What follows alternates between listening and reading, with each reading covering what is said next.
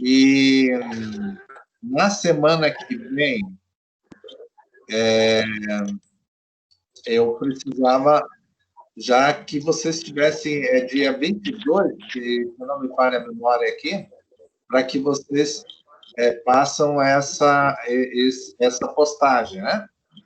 Então, a questão maior, então, de como fazer o momento review.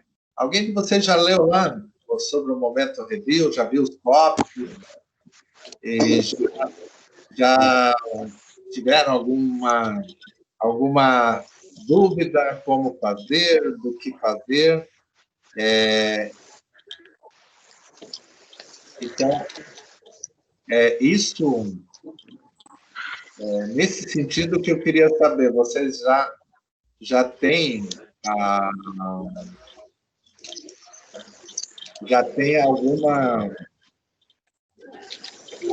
alguma ideia do que fazer e como fazer? Não. Essa é a primeira aula minha, professor. É a primeira aula? Isso, é a primeira aula. Eu nunca... É a primeira vez que estou participando. Uhum. Então nós Oi, vamos... professor. Oi, pode falar. Eu não consegui assistir a primeira aula. Então, eu também não. Então nós vamos conversando agora, só tivemos esse probleminha técnico aqui. Oi, professor, está me escutando? Estou escutando. Quem está falando? Oi, Gislaine. Falando? Boa noite. Boa noite. Oi, boa noite. Boa noite. Boa noite. Quem que eu estou falando? Pode falar? Gislaine. Gislaine, então, qual que é a tua dúvida, Gislaine? Não, só queria saber se o professor estava ouvindo, porque eu estava falando, parece que o professor não estava me ouvindo. Porque o áudio na primeira aula não funcionou. Ah, não funcionou? Mas não lembra que eu levantei a mão e tentava falar e não dava certo? Pois é, você levantou mesmo, eu lembro.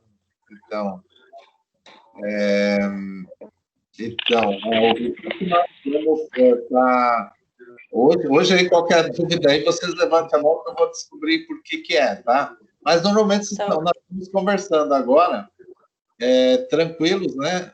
Mas a ideia hoje eu vou falar da segunda aula, né? E falando para vocês, então, de alguns conceitos aqui, e daí vou falar um pouquinho sobre o momento review. Já leram sobre o momento review?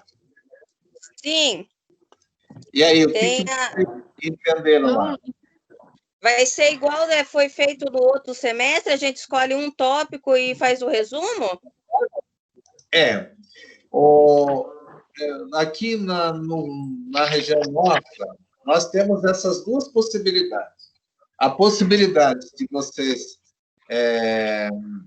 trabalharem a questão de escolher os tópicos e fazer assim, um texto, né? E então, nesse sentido também. Agora, também nós temos a questão de poder trabalhar os tópicos no geral, porque, na verdade, os tópicos no geral é assim, ele te ajuda a responder a prova. Então, quando você trata de tópico por tópico, você está conceituando e ajuda vocês a trabalhar a avaliação que vai ser da quarta semana. Entenderam? Então, o review vale uma nota, que essa nota aqui, quem vai registrar para vocês avaliar é o professor. E, na sequência, vocês têm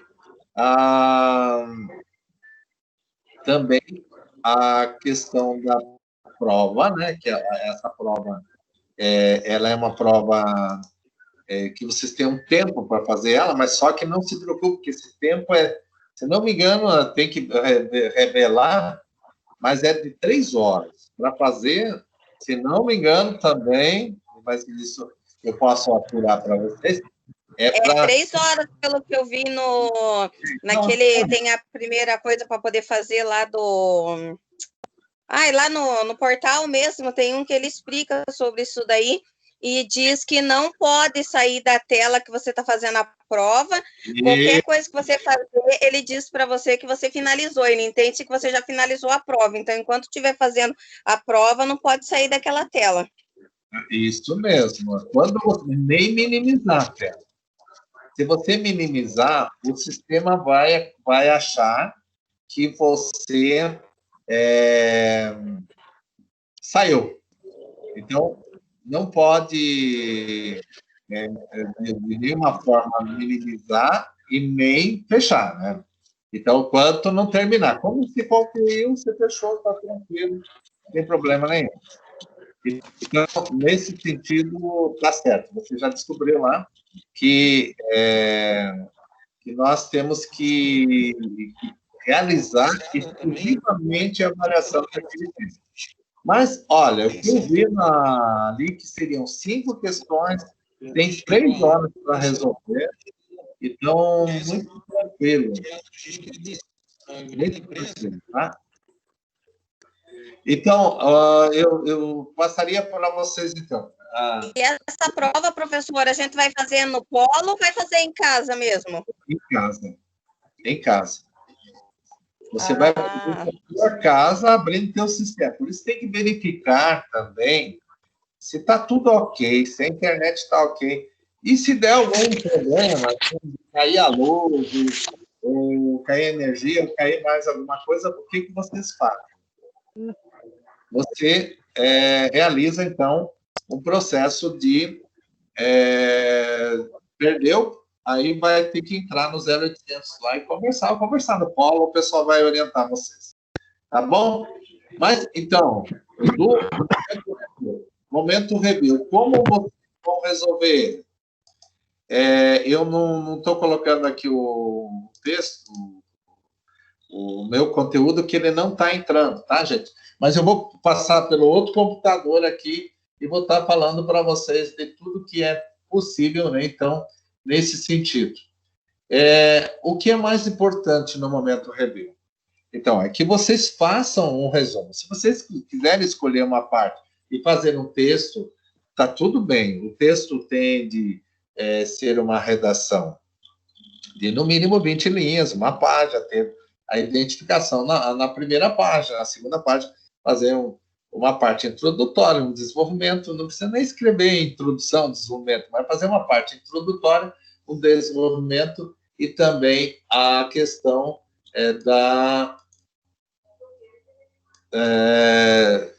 de um fechamento desse conteúdo, tá? E se você optar usar pelos tópicos, você vai descrevendo cada tópico e também fica diante daquele formato, você pode estar considerando a questão de entregar os tópicos do momento review. É importante em cada tópico você buscar estudar, buscar, e se for de alguém a conceituação, dar crédito a quem fala sobre aquela possibilidade, sobre aquele fundamento, aquele conceito, entende? Então, o momento review, o objetivo maior dele é que vocês façam um bom momento review para se garantir enquanto síntese, resumo para a avaliação, tá bom? Então, nesse contexto todo, eu sugiro, né, que vocês prestem bem atenção nesses estudos, né? E outro aspecto que vocês têm 20% da nota é quando você realiza as atividades do portal. Então, como fazer isso? Quando você realiza as atividades do portal, você está considerando não só o desafio, abrir os infográficos e fazer uma leitura, abrir conteúdos e ficar um tempo nesses conteúdos, porque o sistema lê, ele faz uma leitura que vocês estão trabalhando nesse conteúdo, né? Cada vídeo que você abrir no portal, você deve assistir até o final, porque se você não assistir até o final, ele vai considerar que você é uma atividade não concluída e, portanto, você perde pontuação. Então, tem a dica do professor, tem os vídeos, às vezes no infográfico, às vezes no desafio.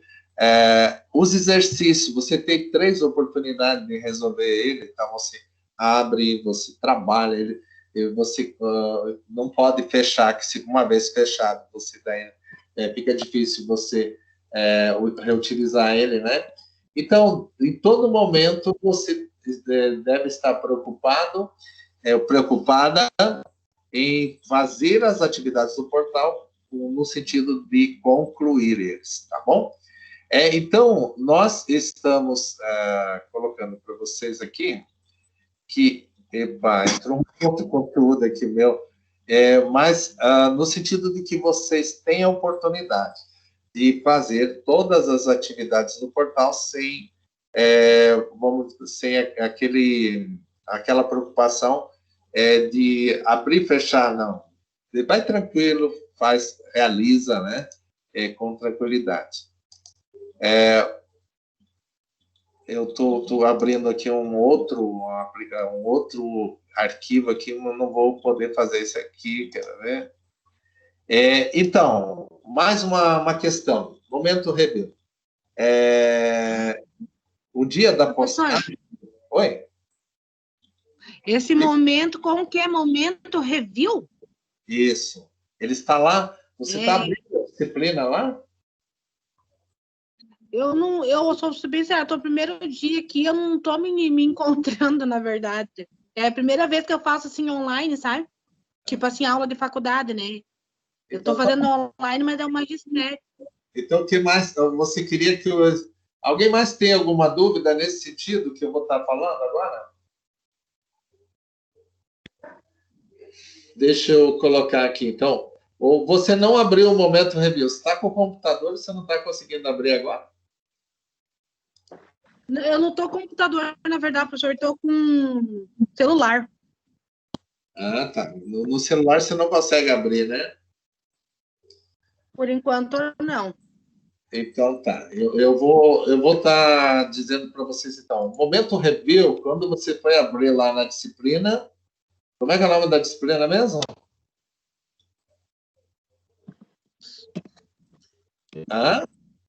Complexidade... A complexidade humana, né?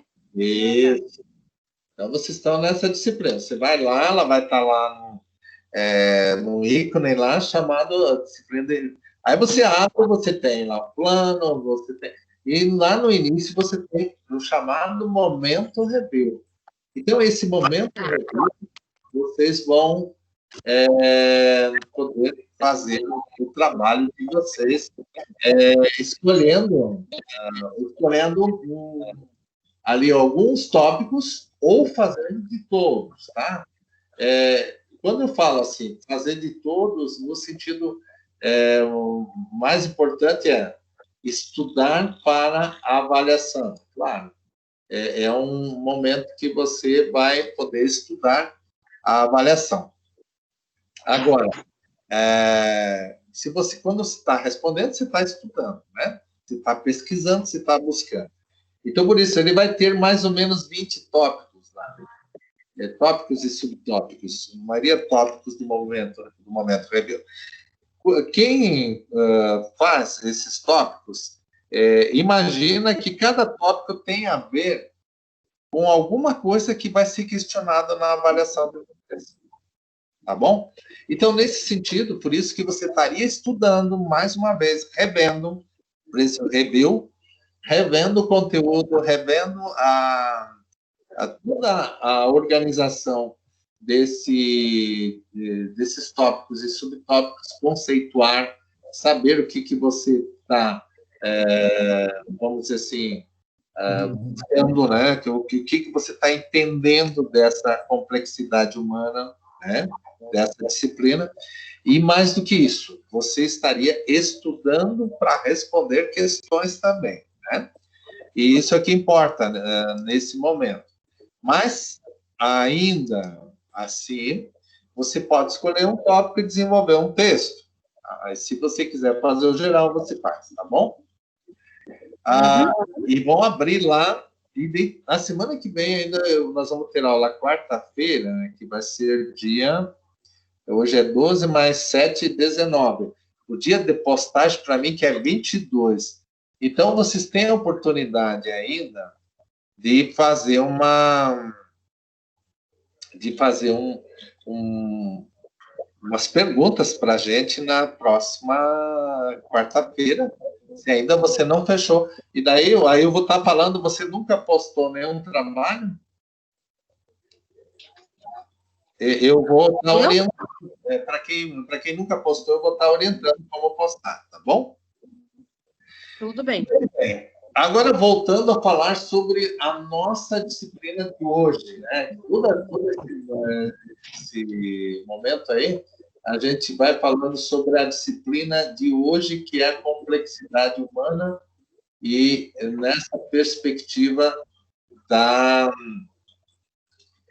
dos direitos humanos, dos direitos das minorias, a sua função, qual que é a função da complexidade humana? De entender o sujeito.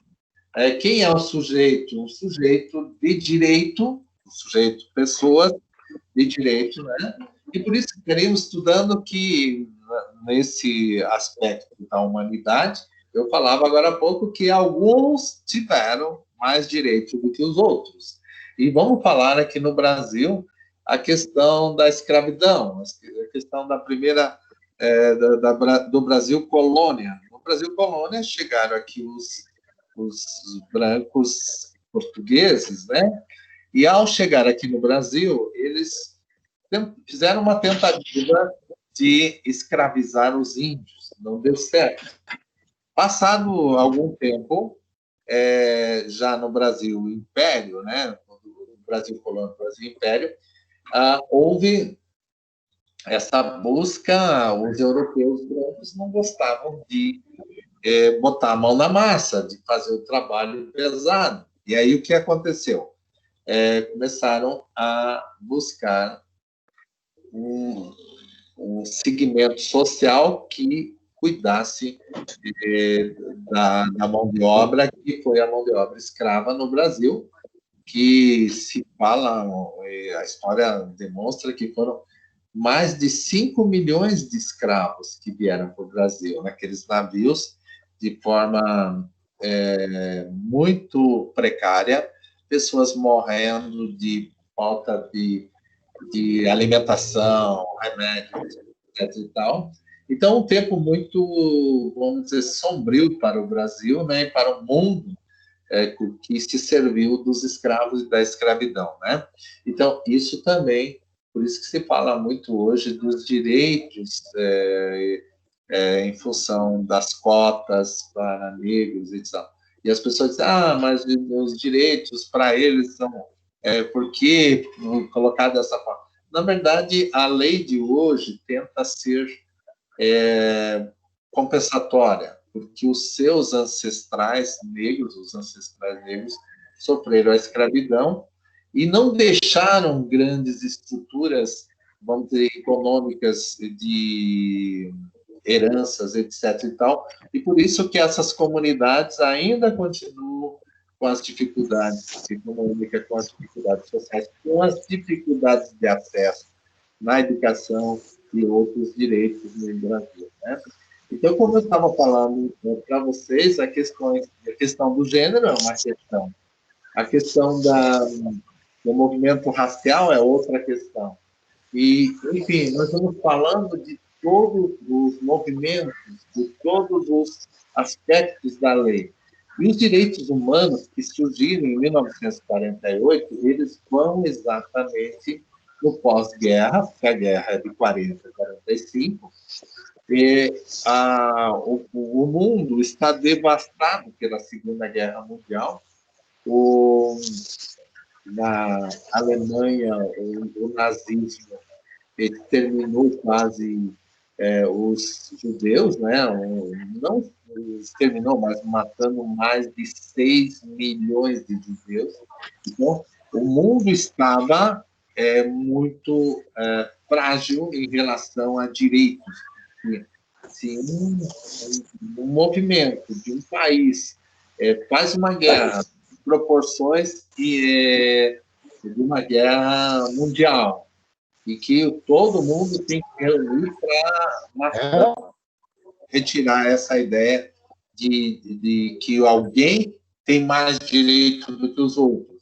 E aí, em 1940, vai surgir a Declaração Universal dos Direitos Humanos.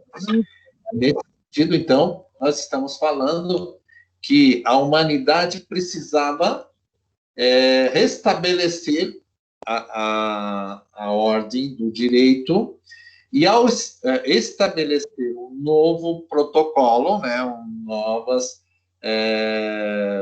vamos dizer assim, diretrizes do direito universal, especialmente tratando-se de não ter mais sistemas que pudessem atentar contra a vida dos outros como se tivessem direito para isso, né?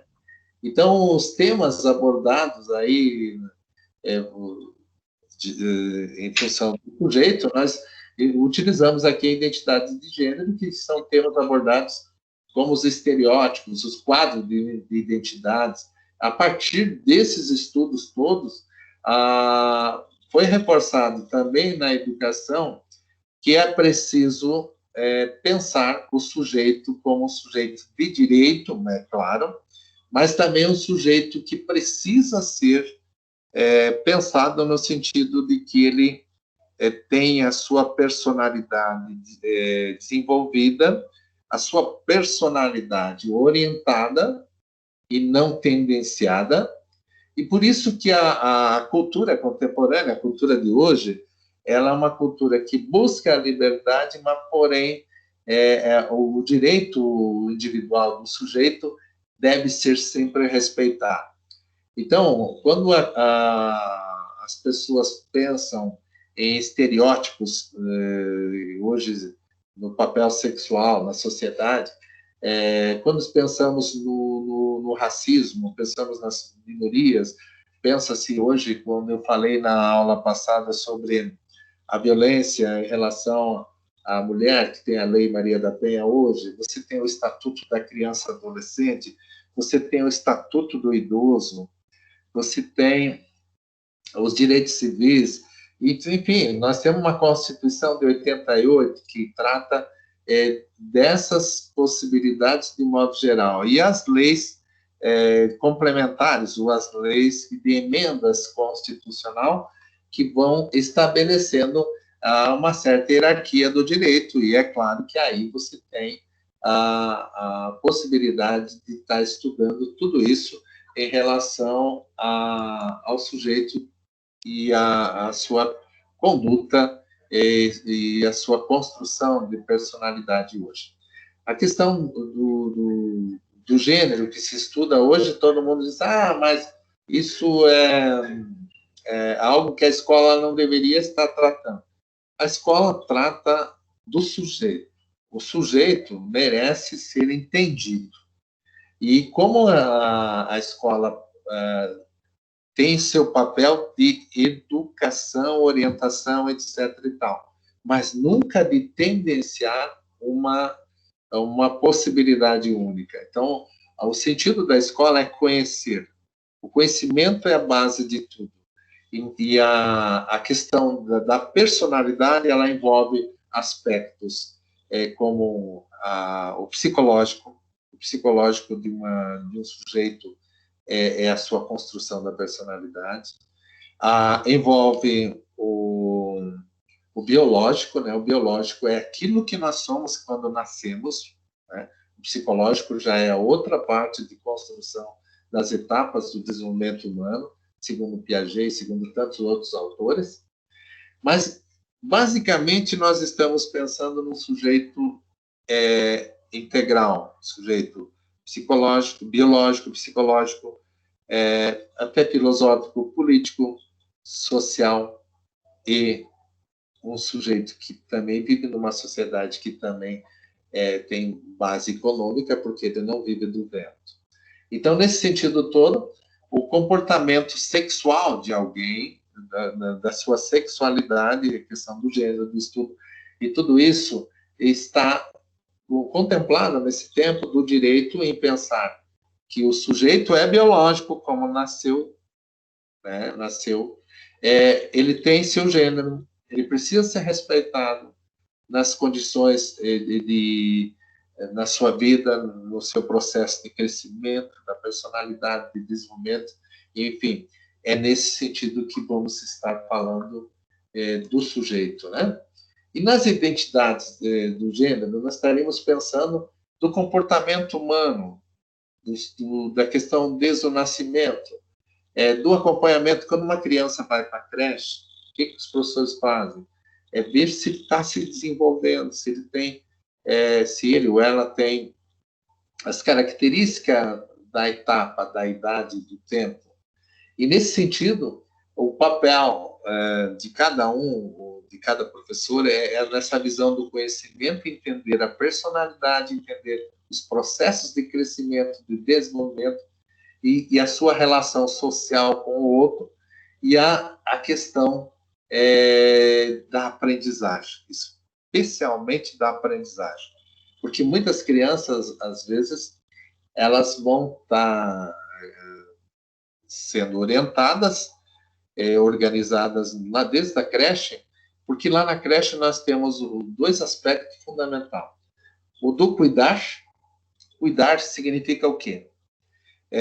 As necessidades fisiológicas, né? Desde um bebê lá, troca de fralda, alimentação, a higiene, tudo isso está no fisiológico. Então, esse é o cuidar, esse é um paradigma, um modelo do nosso tempo de como a educação infantil contribui com o sujeito para o seu desenvolvimento. Então, a questão do cuidar. No outro aspecto, a nossa questão é educar. E o educar está baseado nesse primeiro processo fisiológico de construção e de capacidade do sujeito estar bem cuidado, né? A criança bem cuidada, alimentada, higienizada, né? E, no outro aspecto, ela vai se voltar para o desenvolvimento da aprendizagem. Isso nós vamos chamar de processo cognitivo. O processo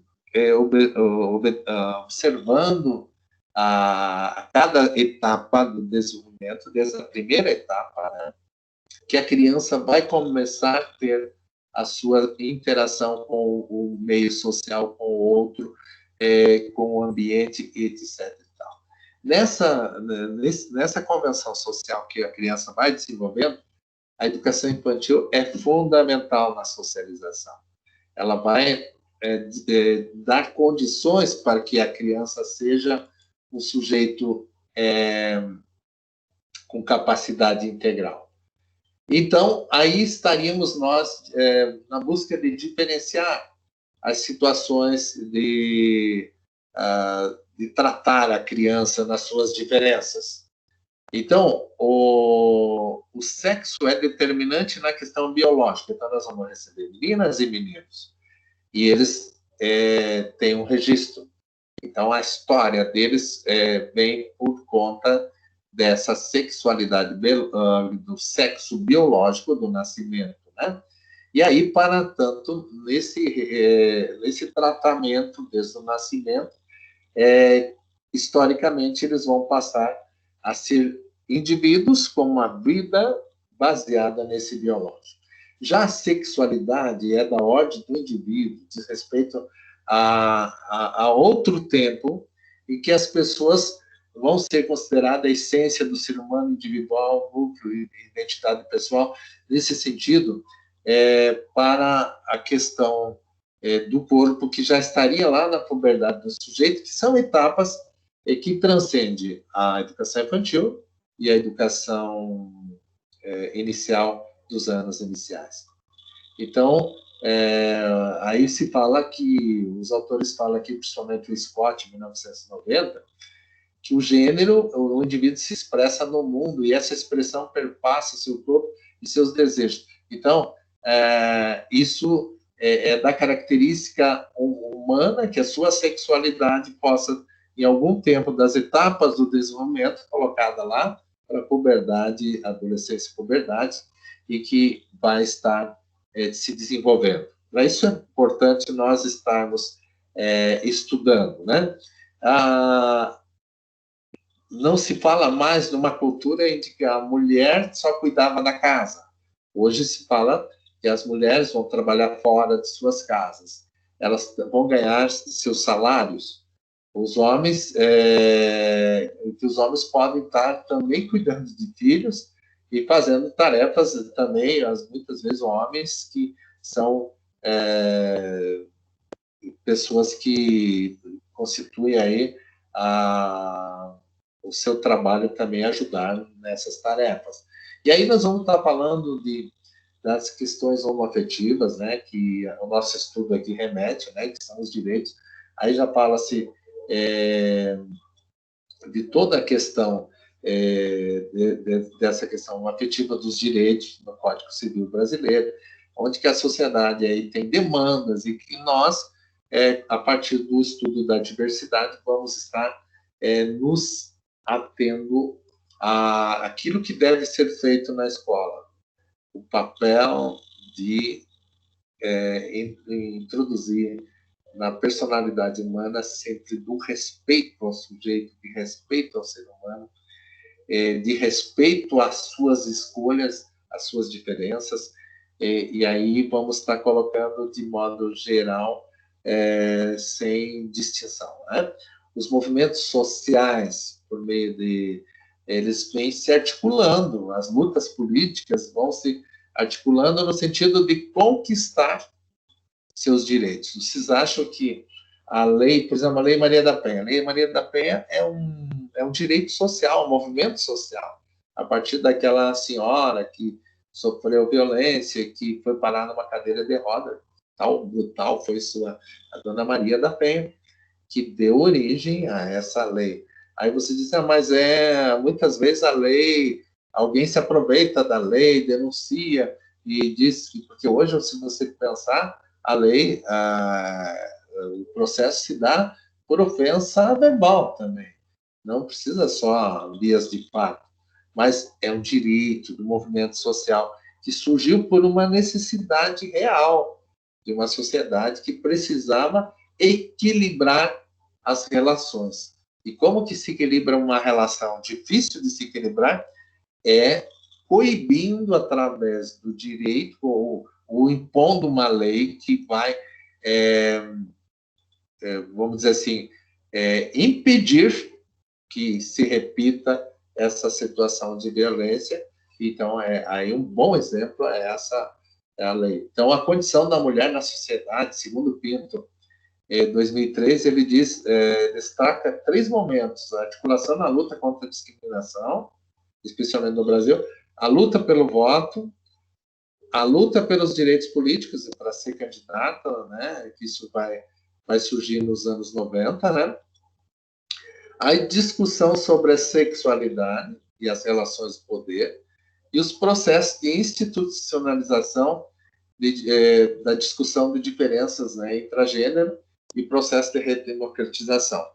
Então, nesse sentido todo, eu poderia citar outros tantos direitos, mas eu estou citando aqui os direitos do Pinto, que coloca esses aspectos. O direito pelo voto vem depois do pós-guerra, depois lá dos direitos humanos, lá, né? Então, no Brasil, nós estamos falando do Brasil, mas no mundo todo, nós também não temos grande destaque para o direito da mulher. O preconceito, a valoração negativa, tudo isso foi colocado aqui por Bandeira e Batista como um movimento que supunha que a identidade da mulher não existia. E existia uma identidade dominante, que era no masculino, né? Então, vamos tratar também aqui, falando dos conceitos históricos da família. A família tem uma estrutura sócio-histórica que foi transformada durante toda o movimento da cultura e da história, enfim, colocada desde que a mãe era somente do lar, para passar depois a atuar a mulher no mercado de trabalho, na sociedade. Então, esse papel da família e as relações de gênero, de poder e de hierarquia, vão se alterando. Então, aqui no Brasil, eu já falei para vocês da Lei 11.340 de 2006, que é a Lei Maria da Penha, que vai estabelecer um outro sentido de hierarquia e poder, que a lei vem para coibir também. Então, historicamente, a visão sócio-histórica da família, ela vem se reconfigurando. No século XX e XXI, ela sofre alterações e reconfigurações por conta, especialmente, da emancipação da mulher, né? E aí vocês podem pegar, tem um vídeo no YouTube falando sobre fatores que levaram ao Dia Internacional da Mulher. Então, quais são os fatores? Uma luta pelo espaço, pelo direito, né? E a família vem do latim, chama-se famulus, que significa escravo doméstico. Gente, até o nome família, você vai dizer, professor, mas não dá mais para chamar de família? Dá sim, mas a origem do latim de famílias era famulus. Então, lá na Grécia Antiga, a mulher estava no mesmo patamar de direito do escravo da casa. Quem mandava tudo isso era o marido. Lá naquele tempo, naquele clã lá, se o marido matasse a mulher, ele não sofria nenhuma sanção, nenhuma pena, porque ela era uma escrava. E todo escravo era direito do senhor, do dono, né? E que loucura isso, né? Então, esse termo era utilizado também na Roma Antiga para designar o grupo submetido à escravidão agrícola. Então, famulus, a rainha do lar, era também uma escrava doméstica. Então, a família é ligada por laços de sangue, por laços afetivos, era denominada família natural. E, na época, a família era composta por pai, mãe e filhos, numa estrutura patriarcal, o marido era o chefe da família sempre. Então, a partir da Idade Média, tem outra reconfiguração, mas continua ainda patriarcal, em alguns casos, em uma sociedade maternal também, e a história vai se reconfigurando no tempo e no espaço, já no capitalismo. O capitalismo é o que o Brasil vive, que alguns países vivem. A família significou divisão do trabalho. Então, o âmbito privado ou do público seja uma reprodução no caso, na produção do capital. Então, se a família é agrícola, ela vai estar também lá dividindo a questão dos afazeres lá na área rural, né?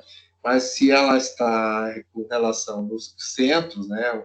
O que é a produção do trabalho do capital, que significa essa organização familiar.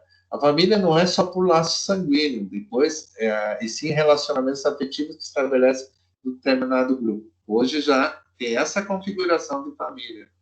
E aí a família pode assumir papéis junto aos seus membros, de garantir proteção, afeto e de representar a vulnerabilidade e violência. Também a família é grande responsável pela produção do capital cultural de uma criança. Então, a família, em todas as leis, seja ela a Constituição, seja ela as leis complementares, você vai encontrar a família como a responsável por assegurar o cuidado e a primeira educação. Depois que se transfere a parte educacional, da aprendizagem, para a escola, mas a família é a primeira responsável de assegurar o direito, de preservar o direito, de cuidar, de orientar, enfim, é a família. Então, a transformação sociofamiliares, a emancipação feminina, tudo isso vem ocorrendo a partir do século XX, o controle da mulher sobre o seu corpo, desde a questão desde do século XX, quando a decisão de ter ou não ter filhos, né? O aumento do nível da escolaridade da mulher, a mulher antigamente, e no tempo e na história, era proibida de estudar, né? Não era proibida, não tinha espaço para ela, não se aceitava que a mulher avançasse muito nessa questão do conhecimento. Tanto é que no Brasil, no início do século XX, as mulheres podiam fazer o ensino normal no Rio de Janeiro, né? E o ensino normal consistia em o que é o atual magistério, na época chamado normal, mas consistia em aprender etiqueta. Era sempre filhas de famílias que já tinham uma certa classe, né, na sociedade, que tinha era da alta da sociedade, mandava as mulheres, as filhas mulher, estudar na escola normal para aprender como se portar ou se comportar ao receber uma visita e fazer um jantar de gala, coisa nesse sentido. Então, era para elas aprender a ser dama doméstica. E depois a configuração dessa questão que virou normal, virou magistério, que depois vai se tratar de como ensinar, de como trabalhar a criança na escola. Mas, a princípio, era para preparar elas para serem esposas de advogados e médicos, que foi a primeira faculdade no Rio de Janeiro. Então, elas precisavam ser educadas, precisavam aprender etiqueta para poder ser boas esposas dos maridos ricos da sociedade carioca, lá no início do século XX, né? Lá onde era a corte do Império, e depois passou da República, e aí surgiram essas necessidades. Então, então dá para se ver que a mulher, a princípio, quando teve a oportunidade, não era para todas, era para algumas, né? Então, a família tem seu papel nas relações sociais. E hoje, quando se fala da escola para todos, nós estamos falando de um tempo onde todos teriam oportunidade. Desde os anos 90 para cá, desde a Constituição de 88, uma escola para todos, uma educação para todos, né? Onde que as pessoas podem escolher desenvolver-se a partir do conhecimento e da educação para chegar a conquistar espaços, seja no mercado de trabalho, seja na organização social e política, né, econômica, etc. E tal. Então, as famílias vão estar nessa relação social sendo suporte, continuando a ser suporte. Mas a família ela tem várias configurações nessa era contemporânea desse século XXI. É necessário, então, discutir que os afazeres domésticos não identificam mais, porque as mulheres estão no mercado, estão buscando seu protagonismo, sua emancipação. Então, a atividade com o papel da mulher é bem diferenciado. É claro que ainda, uma grande maioria ainda, se atém a cuidar das crianças e ainda da casa e dos afazeres domésticos. É importante olhar atento do educador para essas composições. Então, a família, para nós educadores, é preciso entender ela, que às vezes ela tem uma configuração de um redesenho familiar totalmente inimaginável. Às vezes a gente vai tentar sempre ficar naquela possibilidade pai e mãe, e as crianças não, às vezes é a avó, a mãe trabalha fora, a avó que está nessa dinâmica também. Enfim, nós temos vários espaços reconfigurados, redesenhados da família, que é preciso que entendamos e que aí os espaços da educação é o espaço do privilégio, do conhecimento, da atuação profissional, porque você vai conquistar, pelo conhecimento, a observação desse contexto, desse século, para entender esses sujeitos que compõem esse extrato social de hoje, né?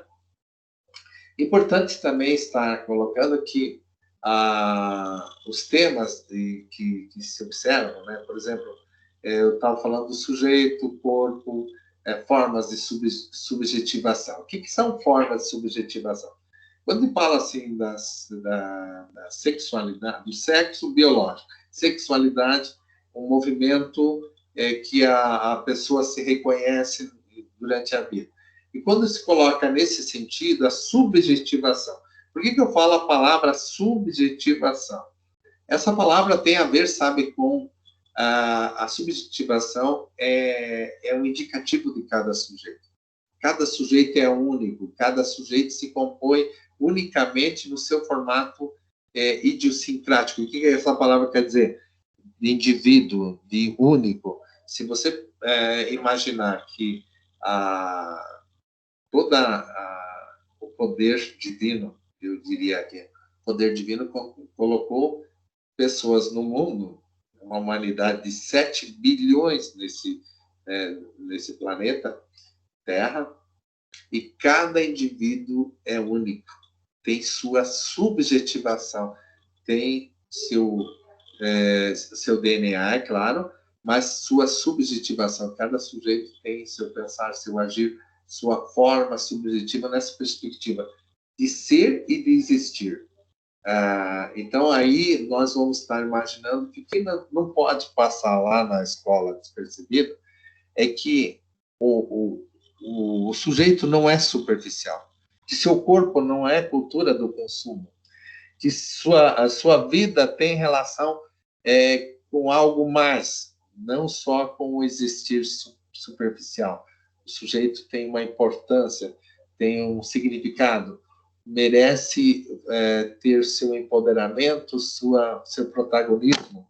Então, o sujeito, quando ele está sofrendo algum tipo de barreira para aprender, o que se faz? Busca se entender nessa subjetivação o que está impedindo o aprender. Se ele está sofrendo alguma dificuldade em qualquer sentido, se tem problema de saúde, se tem problema social, se tem problema dos mais diversos possíveis, dentro dessa subjetivação, ele deve ser entendido. Então, nós vamos estar falando também da questão do biopoder, né, dos dispositivos disciplinares, o controle da população por meio da saúde, né, por meio da higiene, da alimentação, da sexualidade, da natalidade. Então, o corpo passa a ter um investimento do poder para a produção de sujeitos úteis para o processo de acumulação do capital. Mas a ideia é entender que no mundo civilizado, no mundo contemporâneo desse século, nós estamos agora passando por uma pandemia, né, onde temos o sistema de saúde com bastante pressão. Por quê? Porque nós precisamos entender que esse é um momento atípico, um momento fora da curva, como se diz por aí, né? Então, que valores hoje estaríamos revendo, né? O valor da saúde, o valor de cuidados de higiene, o valor de utilizar certos protocolos, certos cuidados. Protocolos quer dizer cuidados, né? Então, o processo de modificação desses valores sobre o corpo, sobre a realização de uma consequência de transformações de vida nesse século. Então, desde o século XIX, começa a se pensar também nessas pandemias. Século XVIII teve pandemia, né?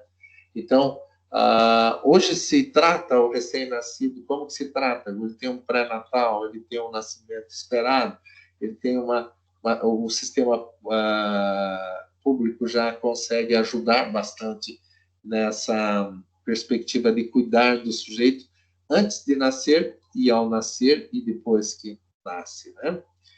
Então, nesse sistema desse mundo capitalista que a gente vive, nós temos um aspecto importante pensado na questão do ser humano ser sempre o centro. E o centro, se o ser humano é o centro, é porque nós vamos estar pensando nele enquanto desvinculado ou vinculado ao mundo natural divino. Dessa forma, as mudanças do espaço urbano, dessa forma, o olhar para as deficiências. Na nossa pedagogia, os indivíduos têm relação com o cuidado, que eu já falava para vocês hoje. Enquanto consumidor, nós temos que normatizar espaços relativos, a higiene, a saúde, a vida pública, a vida social e tal. Então, pode-se dizer que em relação ao sujeito, ao corpo, às suas interações, o indivíduo tem uma conformidade com estilos de vida, e nesse estilo de vida também nós temos um olhar de pertencimento a um determinado grupo. E o primeiro grupo dele poderia ser a família, deveria ser a família. E muitas vezes eles não têm uma família, mas às vezes podem encontrar outra família que o adote, que faça o mesmo papel, ou um papel até mais aperfeiçoado de cuidado e de educação. Então, disso decorre a necessidade de manter o cuidado acentuado com o corpo. Disso decorre de constituir elemento central da identidade na esfera pública e social. E aí nós vamos estar falando de uma cultura que mantém os cuidados do sujeito e aí os cuidados, vamos dizer, do indivíduo, né, da natureza dele e no contexto social, onde que às vezes a questão econômica é gritante e trata algumas pessoas com muita, vamos dizer assim, nessa diferença social e econômica, com muitas carências. Então, nesse sentido que a escola tem o seu papel social, nesse sentido que a escola tem o seu papel educacional, porque a perspectiva da escola deveria estar imaginando esse sujeito, um sujeito diferente daqui a um tempo, após ser educado para a vida e para a sua relação de consumo e trabalho, a sua relação de ser, né, o centro humano, né, ser humano, centro, numa relação protagonizada, né? Então, nós poderíamos estar pensando na questão íntegra, ou integral do sujeito, né? Conforme, então, muitos autores, essas práticas de uma educação da diferença, educação para o conjunto, para todos, né?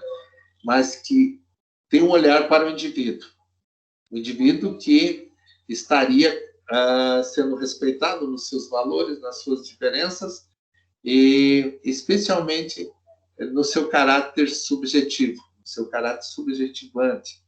A ideia de que o sujeito precisa ser pensado numa sociedade que vai servir para a sua emancipação a partir da educação.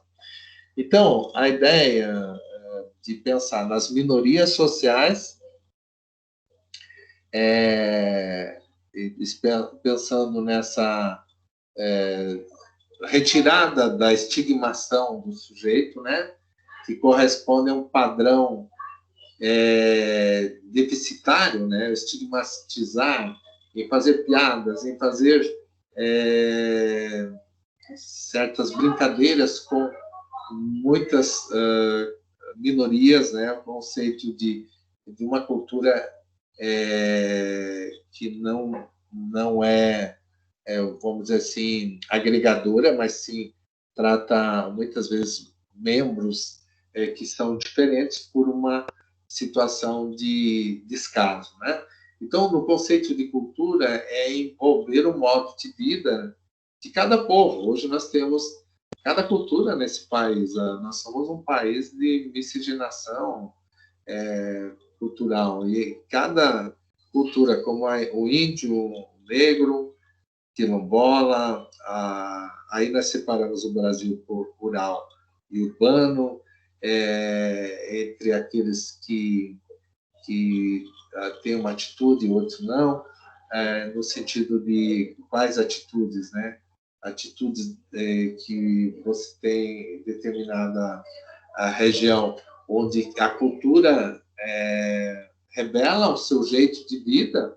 Hoje, com a pandemia, nós podemos ver que a dificuldade dos índios em se distanciar nessa epidemia, porque eles são nações, vamos dizer, tribos, né, melhor dizendo, que têm o costume de fazer tudo junto, de fazer tudo coletivo, né?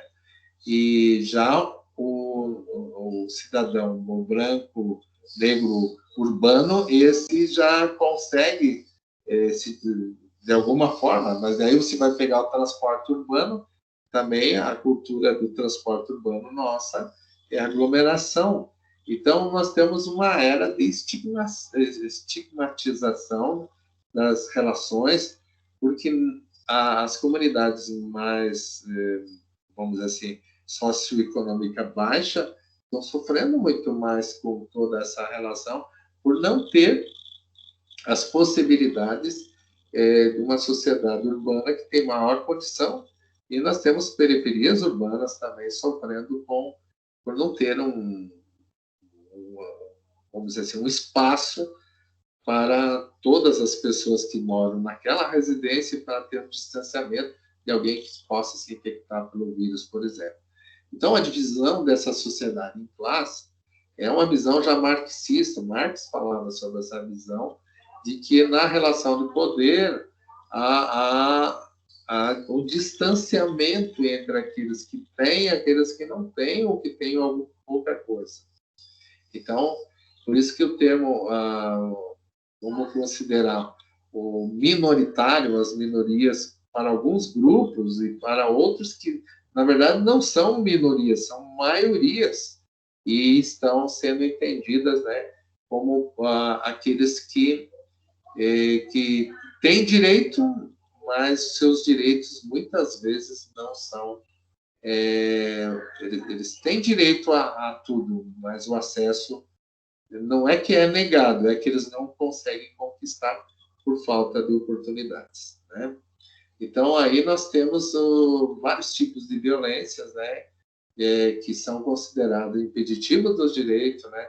Hoje nós temos a violência urbana, né, que as mortes por tiro, por brigas, por acidente de trânsito, aquela coisa toda, são muitas no Brasil, né?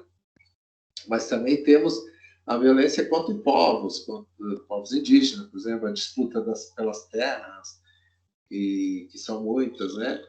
Outro movimento das feministas, já falei, do movimento LGBT, da saúde mental, movimento negro.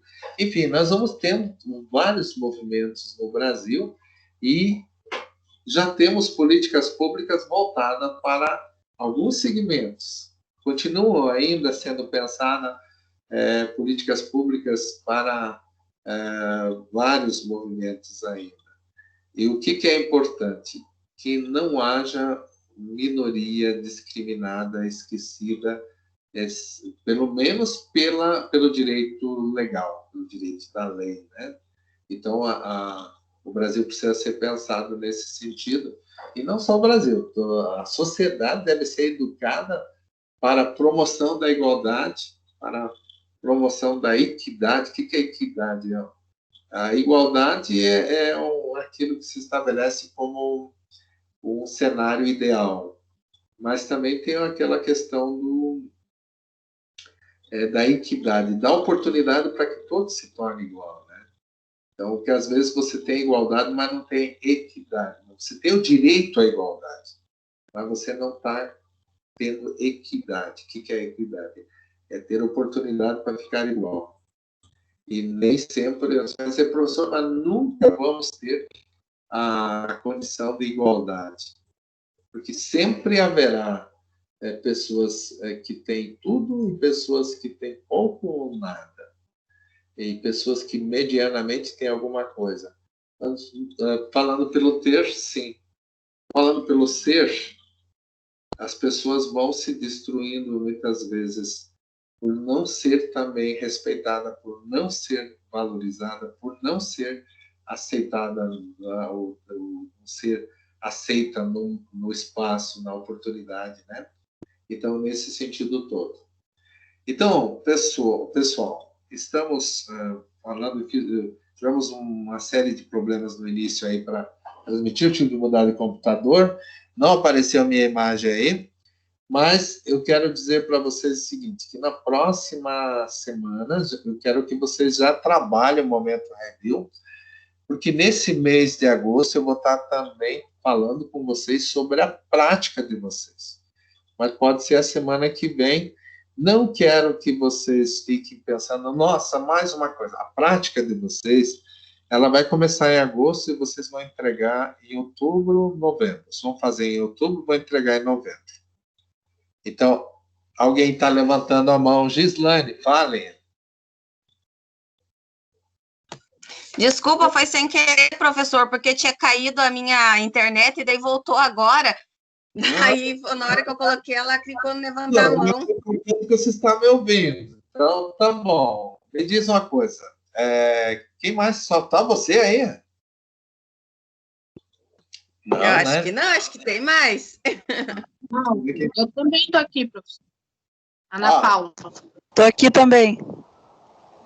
Mas é que aqui para mim não aparece. Olá.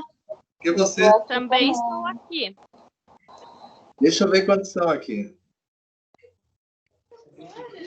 Então, pessoal, alguma dúvida de hoje? Eu falei muito, falei geral. A semana que vem eu vou falar um pouquinho do Momento Review, vocês trazem as dúvidas, né? E aí, eu quero também que vocês possam estar falando também da questão da prática, mas a prática eu vou orientar vocês, daí depois se tiver dúvida eu vou voltar, porque é até outubro, mas ela começa em novembro. Eu vou dizer o que que precisa em agosto. Aí, mês de setembro, o que que precisa? Mês de outubro, o que que precisa? Aí vocês vão sabendo e vão ter de agora até outubro, novembro para entregar. Tá? Muito bem. Então, dúvidas hoje, pessoal? Professor, eu ainda fiquei com uma pequena dúvida no Momento Review, porque era assim, no outro semestre, né, que nós escolhíamos um tópico, não precisava, tipo assim, escolhia um lá, né, digamos ali, logo o primeiro ali, ele tem, deixa eu ver aqui qual que é o nome desse primeiro aqui. O primeiro é desigualdade de gênero, violência contra a mulher, feminicídio, né, e opressão de gênero. No caso, digamos, a gente escolhia ele, pesquisava, fazia pesquisa, né? Daí, dessa pesquisa, fazia um resumo. Aí, nesse mesmo estilo que eles mandavam aqui para nós, só colocava ali em cima o conteúdo que eu estava fazendo, no caso, que era esse desigualdade de gênero, e o meu resumo, e mandava nessa mesma folhinha. É desse mesmo jeito que é para fazer, ou tem algo de diferente? Pode ser assim, pode ser assim. A única questão que eu estou chamando a atenção de vocês é para vocês dar uma revisada nos tópicos. Se faz, tem um Momento Review, mas pode fazer um olhar nos tópicos, no estudo a partir dos tópicos, porque ele te ajuda a estudar para a avaliação, tá? Para a prova.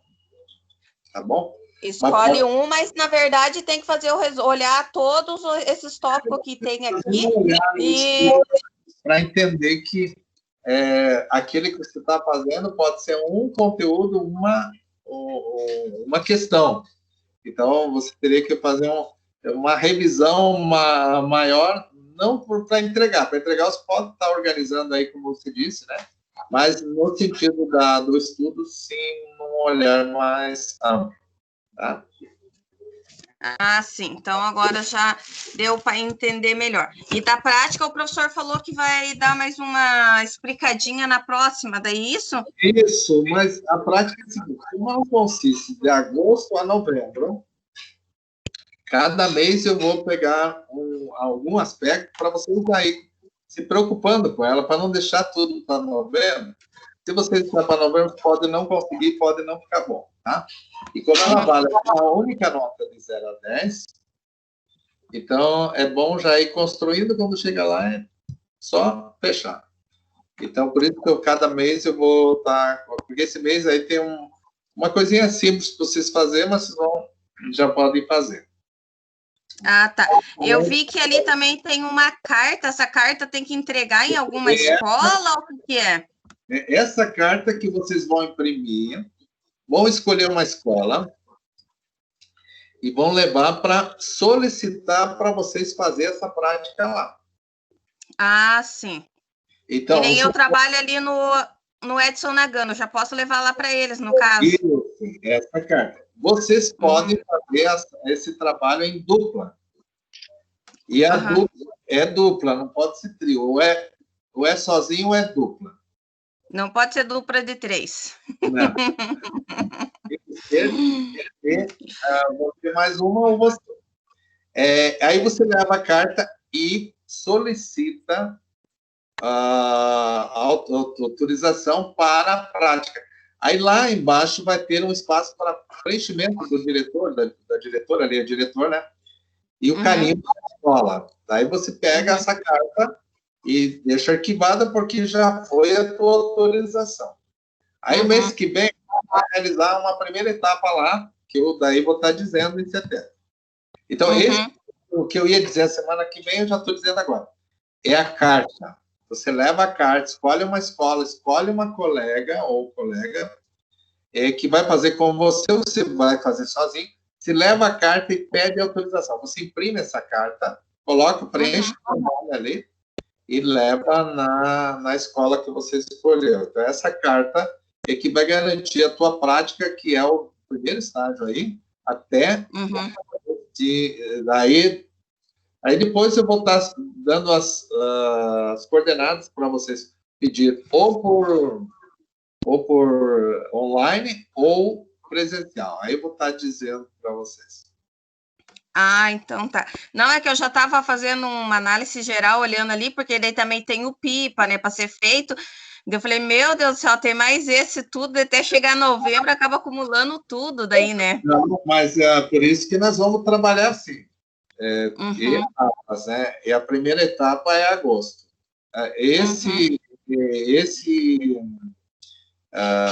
O PIPA, eu vou estar orientando ele, vamos ver se mais início de setembro, porque o PIPA vocês têm que pegar e fazer, ele não tem etapa. Né? Já a prática não, são 100 horas em etapas. E esse de agosto conta também 20 horas. E a primeira é pedir autorização. Escolher a dupla, se tiver, e a autorização. Esse é o compromisso do mês de agosto. Ah, sim. É que daí agora tem mais a semana de prova vai ser na quarta semana, daí, no caso? A última semana. A semana que vai abrir uma prova online para vocês. Vão ficar, ter um prazo de 3 horas, e o que eu vi aqui são 5 questões. Mas, como eu falei, você vai abrir num computador, numa internet que não esteja oscilando, e nesse período, o computador ou o celular, pode abrir, só que não pode abrir outra coisa. Às vezes, no celular vem uma ligação, pode entender que você encerrou a tua participação na prova. Então, você vai abrir, vai fazer, vai exclusivamente responder as questões. Terminou de responder a quinta, vai concluir e tal. Se você respondeu uma ou duas e saiu, vai entender que você concluiu a tua atividade. A tua nota fica prejudicada. Então, mas se ficar prejudicado por queda de energia, por algum problema maior, daí é só solicitar que eles reabrem lá. Mas, normalmente, é para não minimizar. Se você minimizar, o sistema vai entender que você concluiu, não abrir outra página, é ficar exclusivamente nessa avaliação. Então, digamos, se chegar a cair a conexão da internet, a gente comunica a vocês, porque vai que acontece, né? Porque aqui onde eu moro a internet é via rádio, às vezes acontece de cair, né? Mas pode comunicar o Polo, que o Polo já vai orientar como proceder, porque não vai ser tudo perfeito. Alguma coisa pode acontecer, e se acontecer, não se desespere, entre em contato. Então tá bom, então. Mais alguém quer conversar? Ou a Gislaine quer perguntar mais? Pode perguntar. Só eu pergunto demais, né, professor? Não, eu também tenho dúvidas, mas acho que é pouco tempo, né? Hein? Eu também tenho bastante dúvida, a primeira aula, assim, eu tô meio nervosa, mas com o tempo que a gente vai se adaptando, né? Não se preocupe com isso. A vida é assim, é um aprender todo dia. Não adianta. Aqui nasceu sabendo, não precisa aprender, mas eu sempre estou aprendendo, tá? Verdade. Mas é muito bom para quem está iniciando agora olhar lá a ambientação, aquele da ambientação ajuda bastante a mexer no sistema, a verificar certinho como é que envia o review, como é que faz, né? Lá te vem. Lá na ambientação você já tem todas essas dicas. O portal, ele, como eu disse, 80% dele está lá. Nos 20%, nós estamos colocando aqui a nossa parte do professor, para você tirar algumas dúvidas e tal. Mas sempre a ideia é explorar o portal. Ele, lá na ambientação, ajuda muito você. Mais dúvidas, gente, como sempre digo, você pode tirar sempre, tá? Tá bom. Mais alguém quer conversar, quer falar, quer perguntar?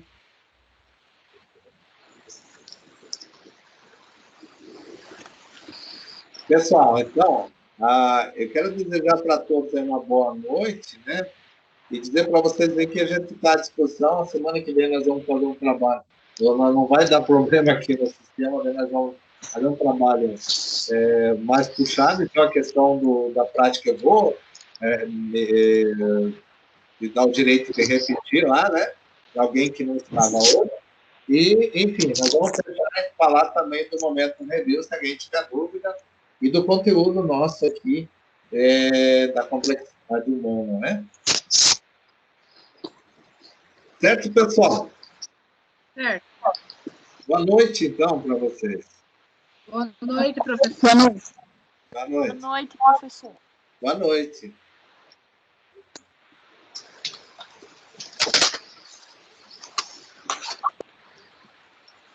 Boa noite. Boa noite.